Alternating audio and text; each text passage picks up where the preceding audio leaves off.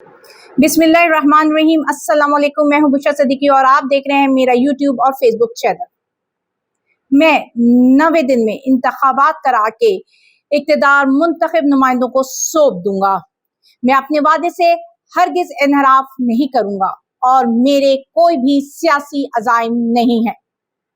5 जुलाई 1977 ज़ियाउल हक साहब ने ये इरशाद फरमाया था और 5 जुलाई को हमेशा पीपल्स पार्टी एक स्याह दिन के तौर पर मनाती है, पर ये बिलावल भुट्टो जरदारी की अजीम काविशें हैं जिसकी वजह से आज भुट्टो जिया भाई भाई बन चुके हैं।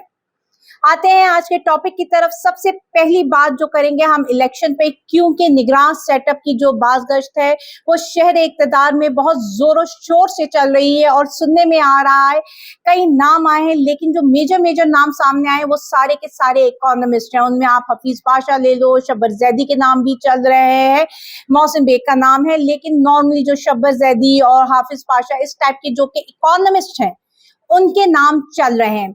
अब सवाल ये पैदा होता है कि आपने 90 दिन के अंदर इलेक्शन करवाने हैं, जब असेंबली डिसॉल्व हो जाती हैं या फिर अपनी मुद्दत पूरी करती हैं तो फिर 60 दिन के अंदर करवानी पड़ेंगे आपको इलेक्शन। तो जिन्होंने इलेक्शन करवाने हैं, जैसे कि इमरान खान कहता है कि मैं बात उनसे करूंगा कि जिन्होंने करना है, वो लोग जिन्हों के हाथों में कुछ है ही नहीं, उनसे बात करके क्या करना। तो वो लोग जिन्होंने इलेक्शन करवाने हैं, क्या वो निगरान सेटअप लाने के बाद इलेक्शन करवाएंगे?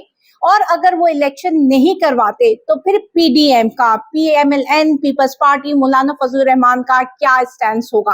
क्योंकि आईएमएफ के बाद जो पैसे मिले हैं उससे हुकूमत तो बहुत ढंडोरा पीट रही है कि जी सारे मसाइल हल हो गए हैं, जैसे पाकिस्तान के हाथों जो है वो जादू की छड़ी मिल गई है और सब कुछ हल हो चुका है। लेकिन दूसरी तरफ अगर हम ग्राउंड रियलिटीज चेक करें, बात देखें तो महंगाई अपने अरूज पर है और कुछ माहिर माशियात का कहना यह है कि जो अभी महंगाई की लहर आएगी वो बेकाबू होगी, जो बेकाबू होगी लहर, और उससे मतलब आप लोगों के पास कोई ऑप्शन नहीं बचेगा सिवाय आवाज उठाने या सड़कों पे आने में। क्योंकि एक था लोअर मिडिल क्लास, एक मिडिल क्लास और एक हायर मिडिल क्लास। वो लोग जितना बोझ उठा सकते थे उन्होंने बोझ उठाया, लेकिन अब हायर मिडिल क्लास और हाई क्लास भी जिसे आप कहते हैं वो अब इस काबिल नहीं है कि महंगाई का और बोझ बर्दाश्त कर सके। और जो ये महंगाई का तूफान आने वाला है वो सबके बस के बाहर होगा, क्योंकि अभी ही आप अंदाजा लगा लें कि जो मुर्गी का गोश्त है वो आपको 1200 रुपए किलो तक पहुंच चुका है। बाकी आप गुंदम की मन जो तो बोरी है उसका हिसाब और खाद की कीमतें देखें तो आसमान से बातें कर रही हैं। दूसरी तरफ आप अपनी जितने भी जो है निष्कारी प्राइवेटाइजेशन की तरफ आ रहे हो, सुनने में आ रहा है कि आप स्टेट लाइफ कॉर्पोरेशन को भी प्राइवेटाइज करने का सोच रहे हो, दूसरी तरफ आप सुई सर्दन और नर्दन गैस को भी, कंपनी को भी प्राइवेटाइज कर रहे हो, फिर पाकिस्तान एयरलाइन के तो वैसे ही चर्चे हैं, एयरपोर्ट आपने आउटसोर्स कर ही दिया, यानी कि हमको ही किराए पे लेना पड़ रहा है। अब हम किराया देकर अपना ही एयरपोर्ट इस्तेमाल करेंगे। तो ये तो है सच्चाई, ये ग्राउंड रियलिटीज हैं। लेकिन जो हुकूमत ढंडोरा पीट रही है वो अलग दूर पीट रही है। और उसके अलावा महंगाई का आप हाल ये देख लें कि जो सब्सिडीज दी जा रही है थी ना, वो एलीट की बरकरार रखी है। सारी सब्सिडीज उन्होंने उठाई हैं, वापस लिए हैं जो एक गरीब तबके को दी जाती थी, लेकिन जो एलीट के क्लास को जो सब्सिडीज मिल रही थी, जो बिजनेस को सब्सिडीज मिल रही थी, वो जूं की तूं बरकरार है।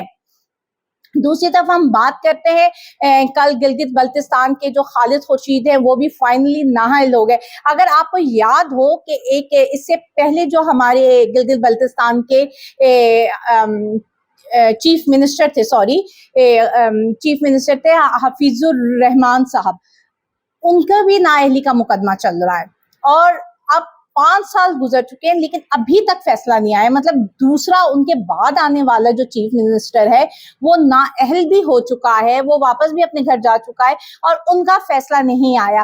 तो ये फैसले क्या जाहिर करते हैं, ये क्या चीज बताते हैं कि हमारी हर मशीनरी कॉम्प्रोमाइज्ड है और वो सिर्फ एक चीज के पीछे लगी हुई है कि किसी तरह एक पार्टी को हर जगह से एलिमिनेट किया जाए। वफाक से हुई, फिर उसी तर्ज से पे आपने जो है कश्मीर पे ये गेम प्ले किया और फिर उसी तर्ज पे आपने कल गिलगित बल्तिस्तान में भी ये कारनामा अंजाम दे दिया। तो अब फाइनली अगर आपको लगता है कि पीटीआई हर जगह से खत्म हो चुकी है तो फिर बिस्मिल्लाह करके इलेक्शन में जाया जाए। और दूसरी तरफ बड़ी इंपॉर्टेंट एक बाज़ चल रही है काफी दिनों से एक बहुत बड़ी प्रेस कॉन्फ्रेंस की। अब वो प्रेस कॉन्फ्रेंस किसकी होगी? उसमें सुनने में आ रहा है कि आपके तमाम हुकूमती अरकान भी बैठेंगे और साथ में जी पुलिस की तरफ से भी लोग होंगे, इस तरह जो हमारे सिक्योरिटी के इदारे हैं उनकी जानिब से भी लोग बैठेंगे और ये बताया जाएगा, डॉक्यूमेंट्स दिखाए जाएंगे, वीडियोज ऑडियोज दिखाए जाएंगे जिसमें ये साबित किया जाएगा कि इस मुल्क के साथ कितनी बड़ी गद्दारी और घिनौना खेल खेला है, क्योंकि इसके बाद ही इलेक्शन अनाउंस करेंगे। जब उन्हें लग जाएगा कि जी अब इन्होंने प्रेस कॉन्फ्रेंस कर ली और फिर 5-6 दिन वो एक नैरेटिव बिल्डअप करेंगे एक पार्टी के अगेंस्ट, पूरी सोशल मीडिया को इन्वॉल्व करेंगे, जिस तरह आपने देखा है कि वो अब किस तरह से अपने नैरेटिव बनाते हैं। लेकिन अब यहाँ पे मेरा सवाल ये है कि जिस तरह से पहले ये तमाम नैरेटिव्स बनाते हुए आए हैं और जिस तरह से जो पीटीआई की सोशल मीडिया टीम है या जो पाकिस्तान का एक आम वर्कर या एक सिटीजन जर्नलिस्ट है वो उनकी हर बात को जो है नफी करता हुआ आया है और उनके हर नैरेटिव को जो है वो उसने एक्सपायर्ड करार देकर उनको वापस कर दिया है, तो इस प्रेस कॉन्फ्रेंस का क्या हाल होगा? क्योंकि अभी जबकि ये प्रेस कॉन्फ्रेंस आई नहीं है उससे पहले इसका काउंटर तैयार हो चुका है। तो आपको लगता है कि ये प्रेस कॉन्फ्रेंस भी बाकी जिस तरह की प्रेस कॉन्फ्रेंसेज हुई हैं उन्हीं की तरह से जो है जाया जाएगी या ये थोड़ी बहुत इफेक्टिव होगी जिसका फायदा शायद पीडीएम को, पीएमएलएन और पीपल्स पार्टी को अगले इलेक्शन में हो जाएगा? क्योंकि अगला इलेक्शन जो भी हो सेटअप बकौल हामिद मीर के हर चीज आपकी तैयार है, हर चीज प्लान हुई है, नेक्स्ट प्राइम मिनिस्टर कौन है। लेकिन सवाल अभी भी ये खड़ा है कि अगर आपकी असेंबलियों की मुद्दत खत्म हो जाती है और आप निगरां सेटअप बना देते हो तो क्या वो निगरां setup, caretaker setup election कराएगा या फिर कंटिन्यू करेगा जिस तरह पंजाब में कर रहा है? और फिर उस सेटअप की क्या हैसियत होगी? क्योंकि अभी तक तो हमें ये नहीं पता कि पंजाब में जो निगरान सेटअप है उसकी कानूनी हैसियत क्या है और वो किस हैसियत से तमाम इंतजामी अमूर संभाल रहा है और फैसले कर रहा है। शुक्रिया।